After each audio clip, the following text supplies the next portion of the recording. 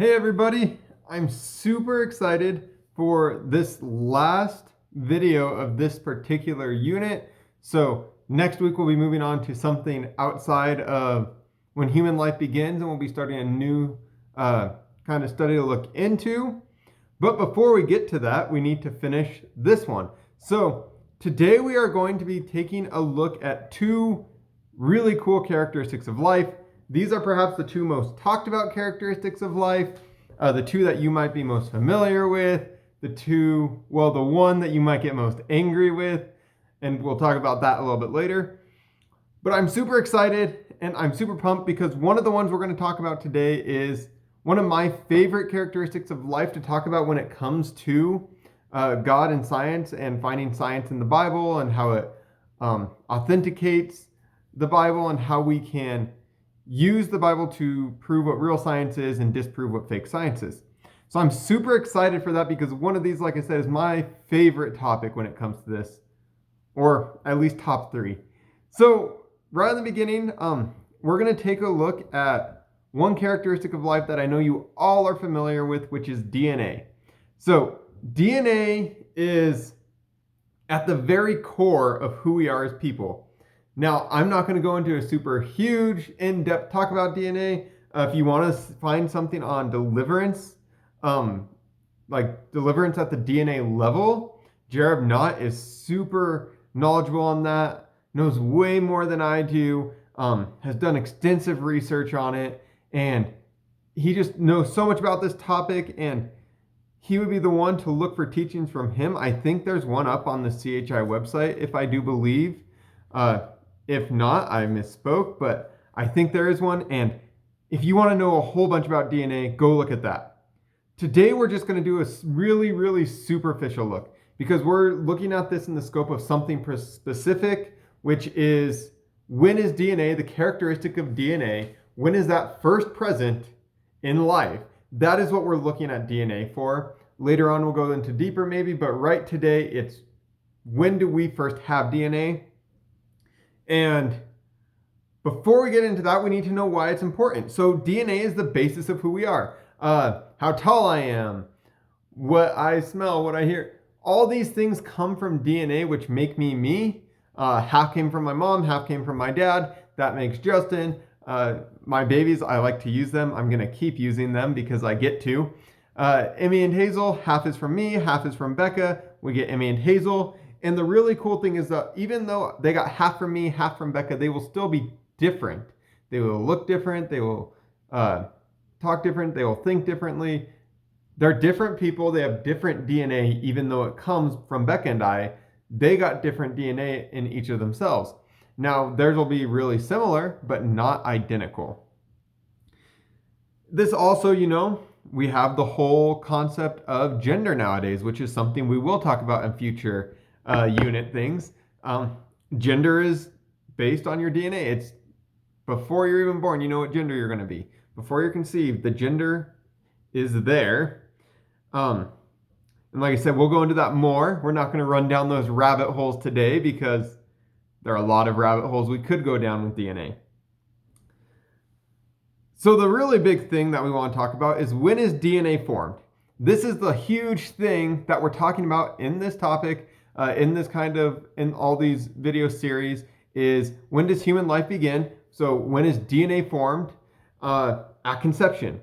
At conception, like I said, we have 23 chromosomes from the mother, 23 from the father. They come together to make 46 chromosome pairs.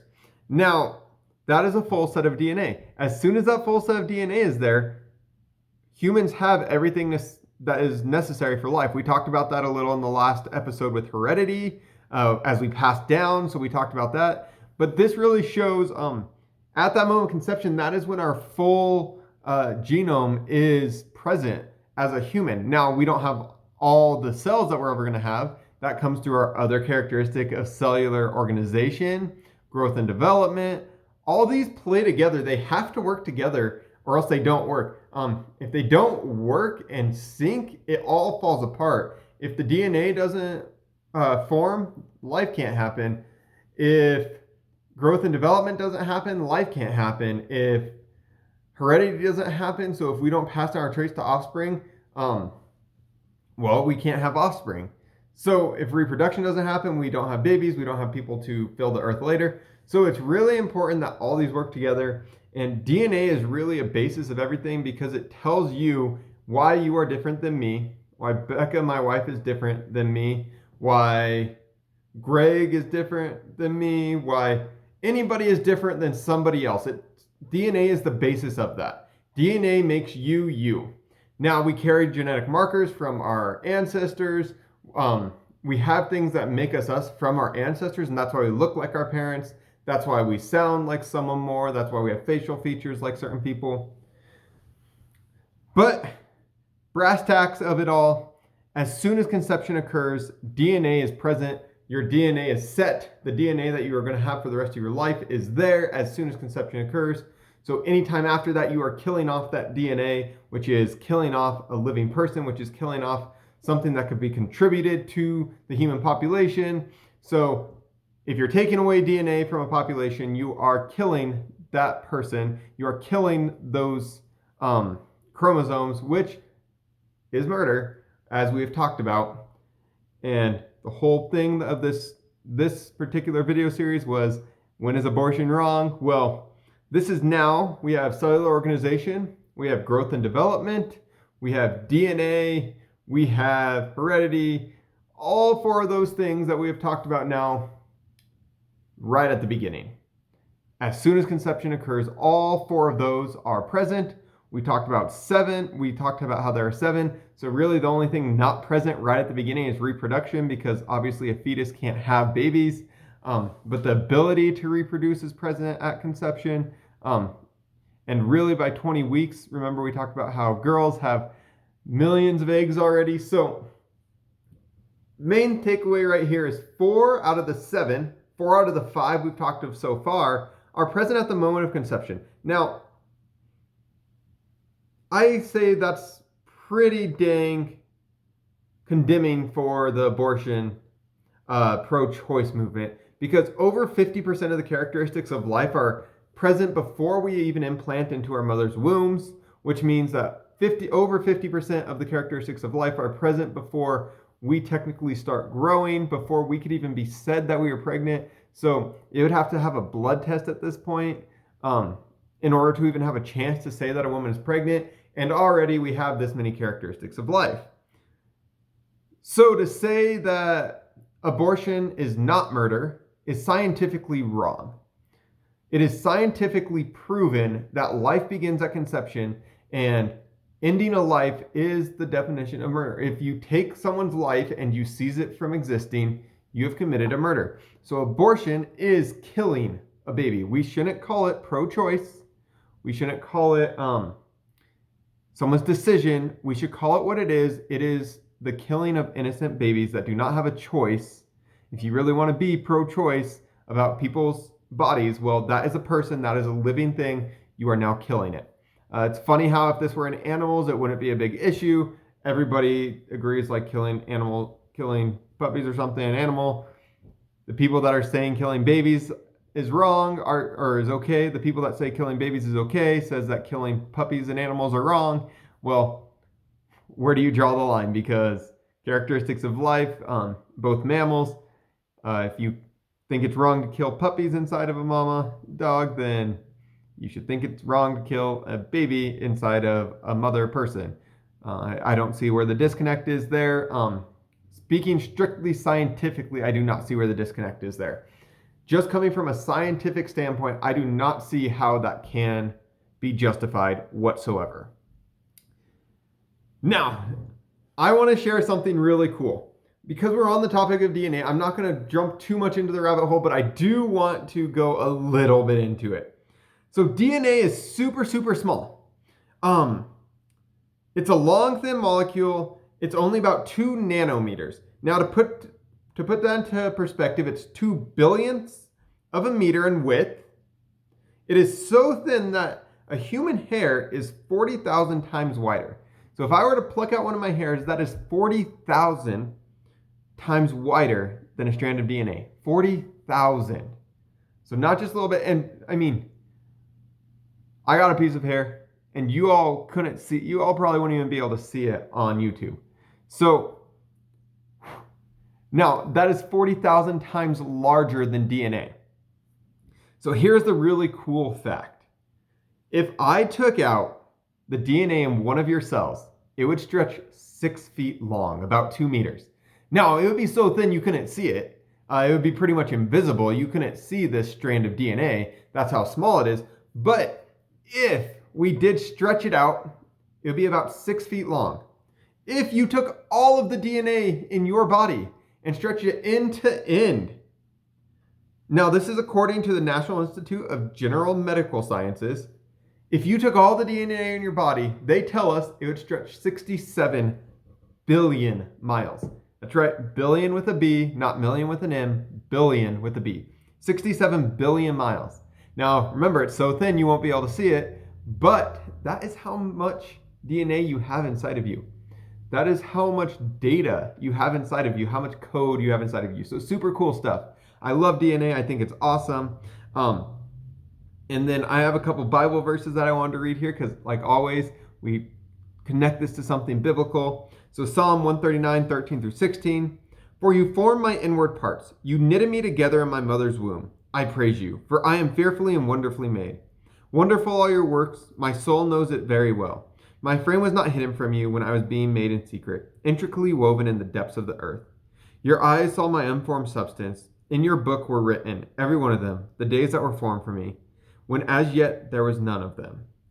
So I think this is really cool because this is kind of tying together the whole thing of God knows us in the womb. God knows us before the womb. God formed our inner parts. God formed our 67 billion miles worth of DNA. Remember, there's 67 billion miles.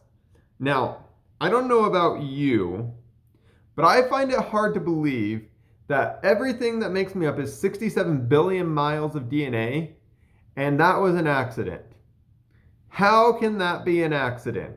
67 billion miles. That is no accident. That has to be designed. That has to be created. If one thing goes wrong, it's all gone. That cannot occur by accident. It has to be created. It has to be designed. It has to be built. So right here, Psalm 139, God formed our inward parts. He knitted us together. He created us. He knew us before we were born. He breathed life into us. He gave us our lives, knows us in our wombs. We are living before we are actually conceived because God knows us before we're born. Isn't that so cool? Now, as soon as we become physical creations, that moment of conception, any time after that, ending that life is killing, is murder. And you can't deny that scientifically. You also can't deny it biblically. And then also, we're talking about DNA, so we're talking about how we share DNA. I should have probably shared this one last week, but Genesis 2:22. And the rib that the Lord God had taken from the man, he made into a woman and brought her to the man. Now, passing on DNA here, passing on traits, heredity. That's what I'm saying last week. I should have probably shared that one, but I dropped the ball. I'm sorry. Now, that's DNA. Like I said, we weren't going to go too in depth on DNA, even though that still took a while. We could go for like hours and hours and hours on DNA. So we're going to leave it there. DNA is present at the moment of conception, scientifically proven. DNA is present 4 out of 7 characteristics of life that we've talked about, present at the moment of conception. That's when life starts. Now we do need to talk about the one that I get excited about. You would think that after me talking about DNA, that was the one that I get most excited about, but it's not. This next one is because it is such a stumbling block for so many people. And this is adaptation, a lot of times called evolution.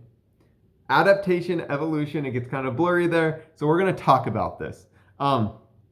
You probably know this all too well, but like I said, it's one of my favorites. Now, science says that we are evolved from lesser species.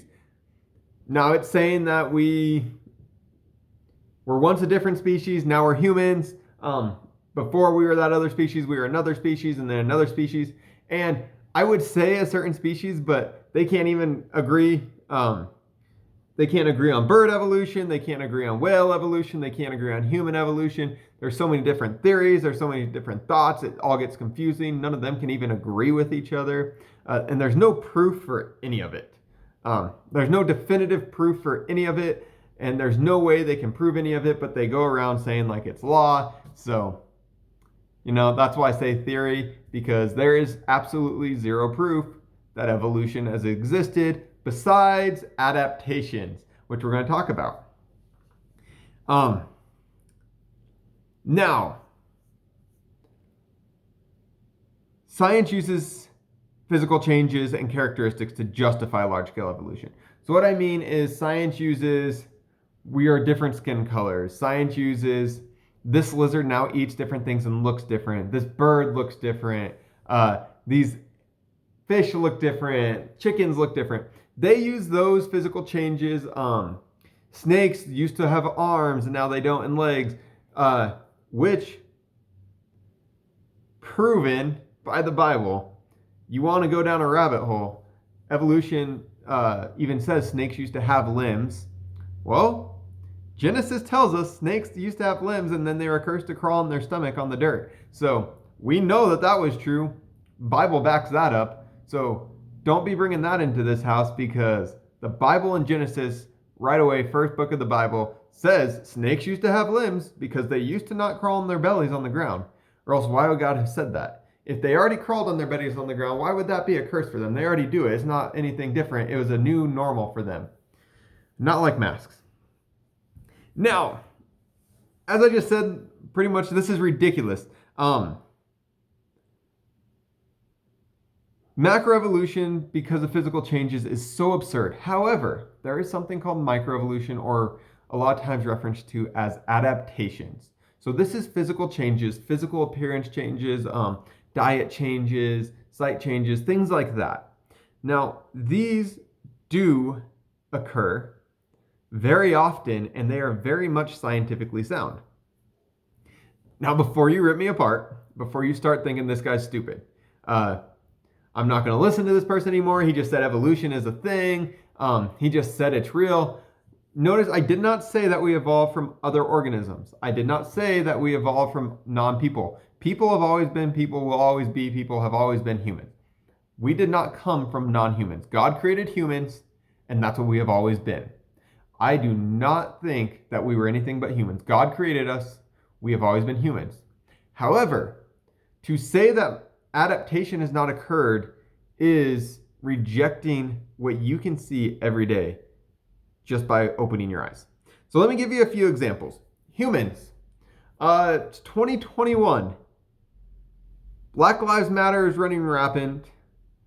Racism is so bad in our world. However, in the beginning, there were not different races. In the beginning, we would have all been the same race because we were all from the same place. Now, that's not true today. That means that we had to change. Our skin colors had to change to survive in the environments that we were. That's an adaptation. So skin color changing in humans is adaptation. That is a form of evolving, but it is not evolving from a different species. It's changing skin colors. It's adapting. Dogs. My dog, Gus, he's a lab. He's adapted to live in the cold. My dog, Bubba, has not. He would die in the cold. Birds, different birds have different beaks. There are beaks for getting nectar. There are beaks for getting into nuts. There are beaks for getting into wood.